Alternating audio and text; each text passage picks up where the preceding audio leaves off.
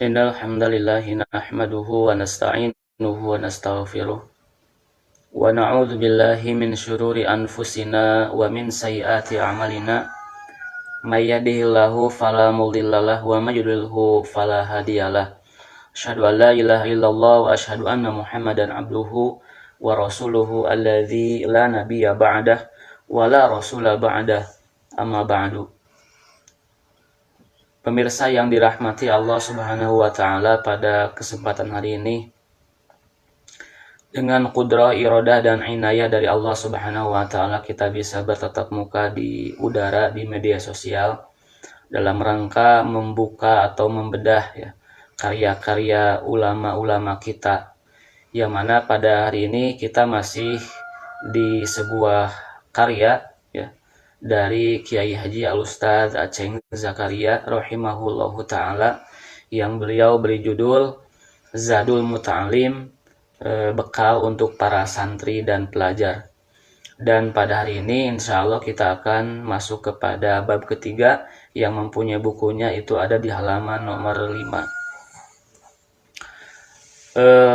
Beliau memberikan judul di bab ini, apa perbedaan kewajiban tentang salat dan tolabul ilmi, atau di sini tolab ilmu.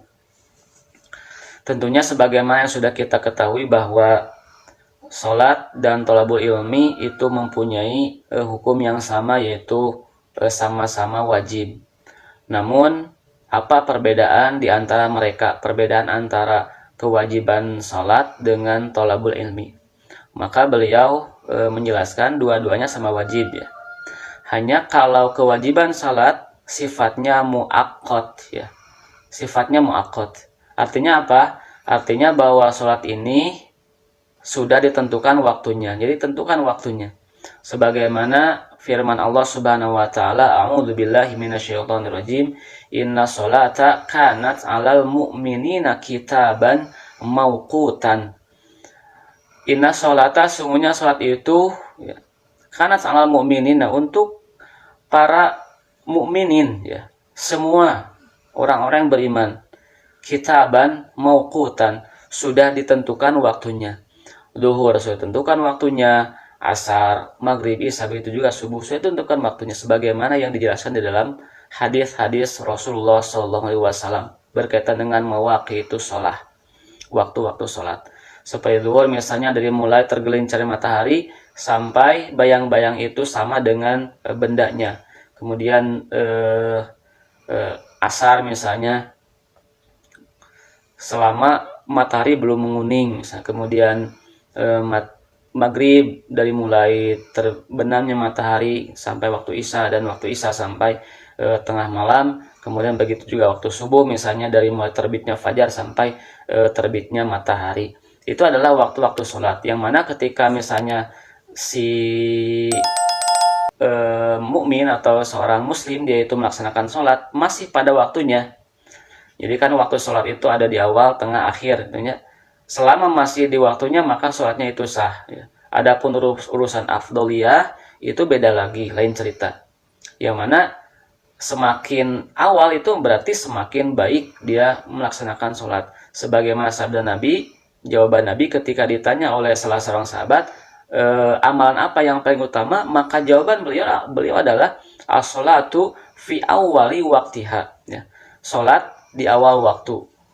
Walaupun misalnya di hadis yang lain disebutkan as-sholatu fi waktiha, tapi maksudnya itu adalah fi awwali waktiha, sholat di awal waktu.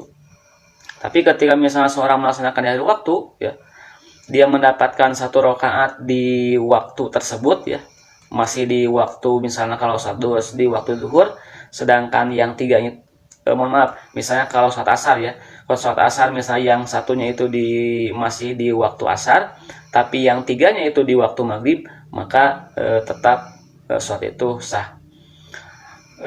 Namun misalnya ketika 100% itu atau dia mengerjakan di luar waktu sholat itu, maka sholatnya itu tidak sah dan tidak bisa diqadha.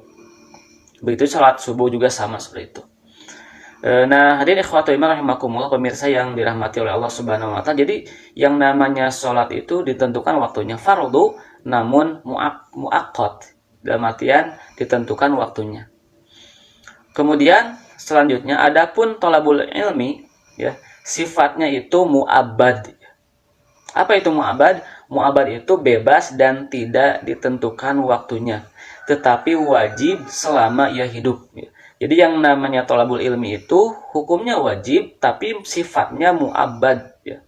Itu bebas, mau kapan saja, mau siang, malam, mau awal di pagi-pagi, mau sore, itunya di awal malam, itu silakan. Sifatnya mu'abbad. Ya. Atau sebagaimana yang sering saya katakan, ketika ada waktu, ya, maka kita gunakan, manfaatkan untuk thalabul ilmi. Misalnya ibu-ibu sedang memasak, ibu-ibu sedang beres-beres, ibu-ibu sedang sedang mengasuh anak-anaknya, menyuapi anak-anaknya misalnya, ya. Maka sambil itu bisa sambil mendengarkan kajian-kajian audio-audio, atau misalnya ceramah-ceramah berkaitan dengan ilmu iman, atau misalnya dengan bersiwak dulu, atau dengan bersuci dulu dengan menggunakan sarung, atau misalnya pakaian-pakaian yang suci, yang terbaik yang kita miliki. Kemudian menghadirkan hati kita di hadapan Allah Subhanahu wa taala di majlis ilmi tersebut. Itu sungguh luar biasa pahalanya di sisi Allah Subhanahu wa taala. Nah, walaupun tidak menutup juga hal-hal yang tadi sudah saya sebutkan, di setiap ada kesempatan kita bisa melaksanakannya, itu pun baik juga. Tapi alangkah lebih baik kita mempersiapkan segalanya, memberikan yang terbaik untuk Allah Subhanahu wa taala dengan persembahan-persembahan yang paling baik yang kita miliki.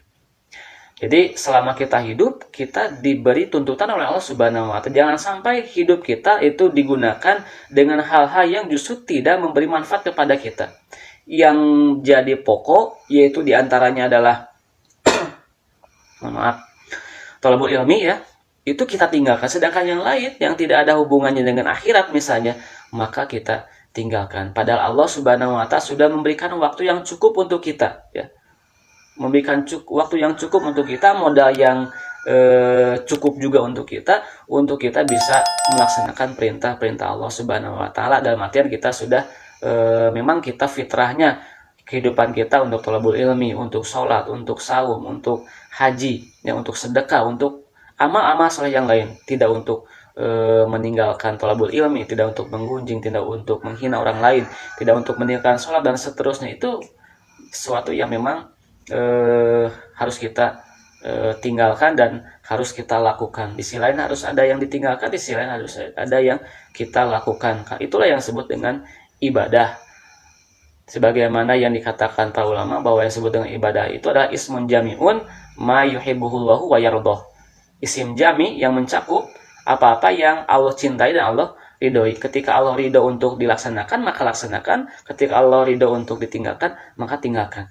Adapun tadi, ya, dari mulai buayan sampai masuk liang lahat, itulah masa kita untuk menuntut ilmu. Selama masih berakal, kewajiban itu masih ada. Selama kita hidup dan berakal, maka kewajiban itu masih ada di dalam diri kita.